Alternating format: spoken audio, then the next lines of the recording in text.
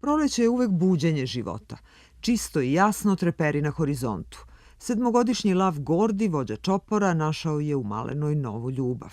To je početak knjige Proleće jednog lava Miše Mihajla Kravceva, koja je u knjižarama postala pravi hit.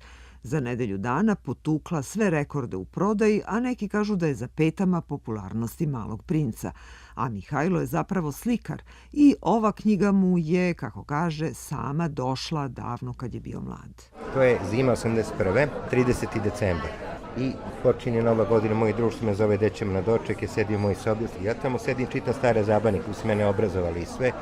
I bez veze vidim jednu sliku, sećam se dobro, bile su pržanice za večeru. I slika lava i lavice. I odjednom mi nešto kreni, ja počnem da piše. I nestajem.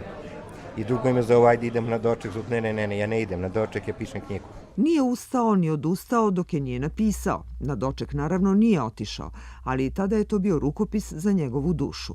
Posle 30 godina nudi svoju bajkovitu basnu o najtoplijim i najskrivenijim osjećanjima i izdavaču skoro neizmenjenu. Sećam se kad mi je urednik tražio jednu reč da promenimo, to je na početku knjige, sam rekao ne i tačno sam se setio, sam baš od te reči ušao u lava potpuno i počeo da razmišljam kao lav tada. To znam kad je bilo. Proleće jednog lava ima i skriveni naslov, Misterija o ljubavi. Ja ne mogu ovu knjigu konkretno da prepričam. Ona je konglomerat svih osjećanja koje mi osjećamo onim najjačim momentima u životu, ako me razumete, to je serija takvih događaja koji je jednostavno takav.